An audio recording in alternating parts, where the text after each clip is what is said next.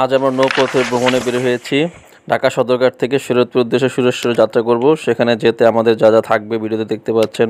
অনেকটি প্রকার ব্রিজ রয়েছে, সেই ব্রিজগুলো দেখতে পাবো। পদ্মা সেতু ব্রিজটাও রয়েছে, মুক্তাপুর ব্রিজ। এখানে পদ্মা সেতুর পদ্মা নদীর ইলিশ মাছও উঠবে। তো আমরা যাত্রা শুরু করলাম, লঞ্চ স্টার্ট দিল। আজকে আমরা সকালে ওয়েদার খারাপ ছিল, তাই দুপুর 1টার দিকে লঞ্চটা ছেড়ে দিল। তো লঞ্চ ছাড়ার আগে কিছুটা বাকবিতণ্ডা হয় সিরিয়াল মেনটেন করার জন্য, কেন লঞ্চ দেরিতে ছাড়লো এ নিয়ে তর্ক বিতর্ক হয়। অবশেষে লঞ্চটা ছেড়ে দিল।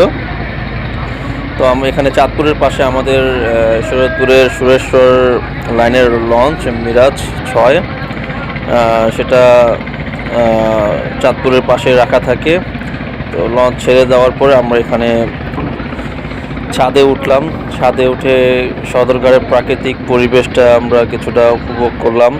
তো এখানে অনেক লঞ্চ রয়েছিল, আবহাওয়াটা খুব সুন্দর। বৃষ্টি এখন নেই, তো জানি না বৃষ্টি নামে কি না। তো আমরা বিসমিল্লাহ করে রওনা দিলাম।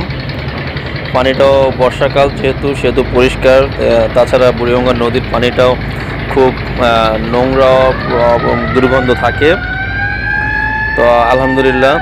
তো চলুন আমাদের সাথে থাকুন। আমরা আজকে সুরেশ্বর পর্যন্ত যাওয়া অবধি যা যা দৃশ্য দেখবো আজকে ক্যামেরা ধারণ করবো, আপনাদের সাথে শেয়ার করব। লঞ্চটা বেশি বড় না, ছোট আকৃতির। তো এখন প্রায় 1:15 বাজে। তো নৌপথে নর্মালি 3-3.5 ঘন্টা লাগে। সারেং লঞ্চ চালাচ্ছে। এই আমরা পোস্তগোলা থেকে প্রায় 1-2 কিলোমিটার যাওয়ার পরেই আমরা বুড়িগঙ্গা সেতু দেখতে পাবো। ঢাকা শহরে এসেছে, অথচ বুড়িগঙ্গা সেতু চিনে না এমন লোক হয়তো কমই আছে। এটা 1980 দশকের সময় এটা নির্মিত হয়েছে। তো এটা একটু ভেঙে গিয়েছিল, সেটা রিফারিং করা হয়েছিল। তো আপনারা দেখতে পাচ্ছেন এখানে কিছু কাজ হয়েছে রিফারিংয়ের। তো বুড়িগঙ্গা সেতু পার হয়ে গেলাম। আমরা এখন মুন্সিগঞ্জের কাছাকাছি ওদিকে রওনা দিলাম। সামনে মুন্সিগঞ্জ ছাড়ার কোনো ঘাট নেই। তো লঞ্চ চলছে, লঞ্চের দুপারের মানুষের কর্মকাণ্ড দেখতে পাচ্ছি।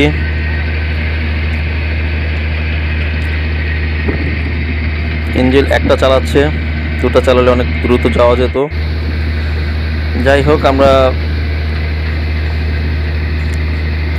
অনেকটা সময় লঞ্চের ছাদে ছিলাম। তো এক প্রকার খিদে ভাব হয়েছে, এখানে অনেকটি হকার ওঠে।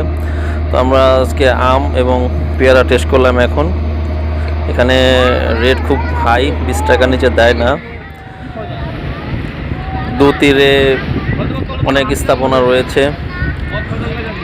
এখানে আমরা ফতুল্লার কাছাকাছি চলে আসলাম। এখানে পদ্মা সেতুর যে রেল ব্রিজটা, সেই রেল ব্রিজটা আপনার এখান দিয়ে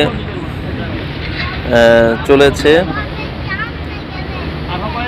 সেই রেল ব্রিজটার দৈর্ঘ্য অনেক। কিছুক্ষণ আগে একটা রেল এখান থেকে গেছে, তো সেটা আমি ভিডিও ধারণ করতে পারিনি, কিন্তু আমি দেখেছি। এটা ফতুল্লা পঞ্চবটির এখান দিয়া বুড়িগঙ্গার নদীর উপর দেওয়া ব্রিজের মাধ্যমে সেটা কমলাপুর পর্যন্ত অবধি পৌঁছেছে। তো আশা করি একদিন আমরা রেলে উঠে আমরা ইচ্ছা পূরণটা করতে পারবো। তো এটা ওটা হয় নাই।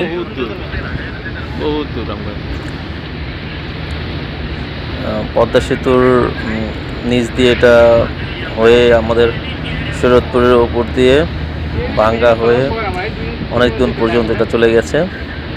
তা আমরা পদ্মা সেতুর ব্রিজটাও নিচে ওভারটেক করলাম।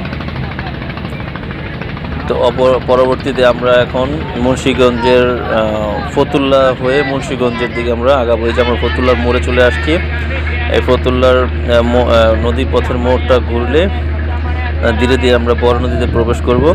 এখানে দুপারে অনেকগুলি শিল্প কারখানা ইন্ডাস্ট্রি রয়েছে, বিশেষ করে বসুন্ধরা, মেঘনা, সিটি গ্রুপ, সিমেন্ট কারখানা এবং তেল আটা ময়দা সুজি, এছাড়া অনেক কিছু বড় বড় ব্যবসা প্রতিষ্ঠান ইন্ডাস্ট্রি রয়েছে। এখানে বড় জাহাজ কার্গো যেগুলি চলাচল করে এবং যেগুলি খুব মারাত্মক বিপজ্জনক। এই কার্গোগুলির আমরা এখন মুক্তারপুর ব্রিজের কাছে চলে আসছি। মুক্তারপুর বুড়িগঙ্গার দ্বিতীয় সেতু। মুক্তারপুর ব্রিজটা বেশ চওড়া না, চিকন, তারপর অনেক কোয়ালিটি সম্পন্ন। আমরা মুক্তারপুর ব্রিজ ওভারটেক করে এখন আমরা আশা করছি আমরা এখন বড় নদীতে প্রবেশ করলাম। ধলেশ্বরী নদী ওপরে আমরা এখন আছি।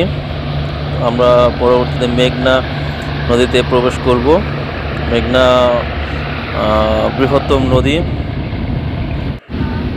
তারপর আমরা পদ্মা নদীতে প্রবেশ করব, তারপরে আমরা সুরেশ্বর পৌঁছে যাব। এখানে অনেকটি বড় বড় সিমেন্ট কারখানা রয়েছে। যেখানে চাঁদপুরের লঞ্চগুলি আধা ঘন্টা পর পরই আমাদের পাশ দিয়ে চলে যাচ্ছে।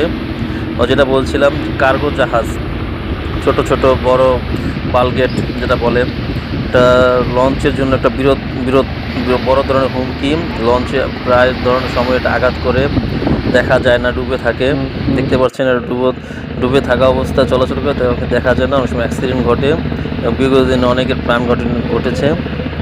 তো কিছুটা নিয়ন্ত্রণে এসেছে, তারা শৃঙ্খলা অনুযায়ী লাইন সারিবদ্ধভাবে চলাচল করে। আমাদের এখানে লঞ্চের সারেং মাস্টার খুব তীক্ষ্ণ চোখে তাকিয়ে খুব দক্ষতার সহিত লঞ্চ চলাচল করে। ছোট লঞ্চ, তারপরেও তারা বিভিন্ন প্রতিকূলতা ঘাত প্রতিঘাত পেরিয়ে লঞ্চটা সুন্দর মতো গন্তব্যস্থলে পৌঁছে দেয়। তো আমরা অনেকক্ষণই ছিলাম। সারেং মাস্টারের সাথে আমরা কথা বলেছি, খুব ভালো মনের মানুষ। এই যে সামনে একটা বালগেট, তো অনেকবার সিগন্যাল দেওয়ার পরে সেটা আস্তে করে সরিয়ে দিয়েছে এবং আমাদের লঞ্চটা নিরাপদে চলেছে।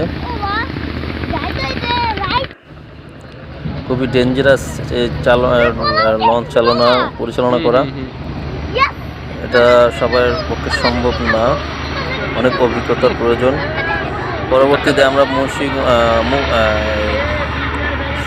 মুন্সিগঞ্জের যে একটা ঘাট আছে, সেই মুন্সিগঞ্জের ঘাটে আমরা ফিরলাম।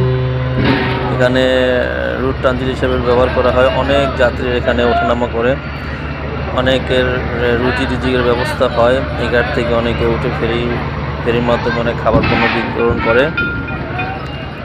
তো যাত্রীরাও বেশ উপকৃত হয়, কারণ লঞ্চে থেকে বোর হয়ে যায়, একঘেয়েমি হয়ে যায়।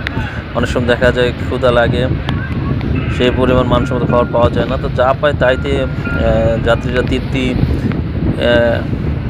এখন আমরা মুন্সিগঞ্জ পার হওয়ার পরে ওয়েদারটা জানি কেমন হচ্ছে, ধীরে ধীরে মেঘের ঘনঘটা দেখা যাচ্ছে। অনেক দূরে বেশ বড় ধরনের একটা মেঘের আভাস দেখা যাচ্ছে। তো জানি না কি হয়। তো পরবর্তীতে আমরা আস্তে আস্তে যখন লঞ্চ আস্তে এগিয়ে যাচ্ছে, ওয়েদার খুব খারাপ হচ্ছে। এক পর্যায়ে প্রচুর পরিমাণ বৃষ্টি নেমেছে এবং খুব আতঙ্কের মধ্যে ছিল যাত্রীরা। তো আলহামদুলিল্লাহ তেমন ঢেউয়ের পরিমাণ ছিল না, কিন্তু প্রচুর বাতাস এবং বৃষ্টি ছিল। সে বৃষ্টি উপেক্ষা করে এখানে উপকূলীয় অঞ্চলে যারা বাসিন্দা আছে, যাত্রীরা, তারা নেমে যাবে ট্রলারের মাধ্যমে। এখানে কোনো ট্রানজিট, কোনো ঘাট নেই। তো এই ট্রলারই একমাত্র তাদের বাহন। সেই ট্রলারের মাধ্যমে বাচ্চা শিশু নিয়ে হুমকিনে তারা জীবন ধারণ করে, চলাচল করে। বাঁচার তাগিদে কী করার, যাত্রাপথে তাদের এখানে যেতেই হবে, তাদের আসতে হবে জরুরি প্রয়োজন মেটাতে।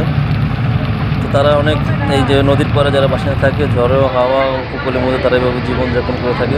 আমরা আলহামদুলিল্লাহ অনেক ভালো আছি। বিল্ডিংয়ে থাকি, 7তলা বা 10তলা বিল্ডিংয়ে থাকি, ফ্ল্যাটে থাকি, কত আরামায়েশ। তারা ভিডিওটা দেখবেন, অবশ্যই তারা শেয়ার করবেন এবং তারা দুঃখ উপলব্ধ করবেন। অনেক ঝড়ঝাপটা চড়াই উত্তর পেরিয়ে, অনেক টেনশন উপেক্ষা কাজ করে আমরা সুরেশ্বরের টার্মিনালটা দেখতে পাচ্ছি। তো সুরেশ্বরে আমরা প্রায় কাছাকাছি পৌঁছে গেছি। তো আলহামদুলিল্লাহ একটা নদীর পথে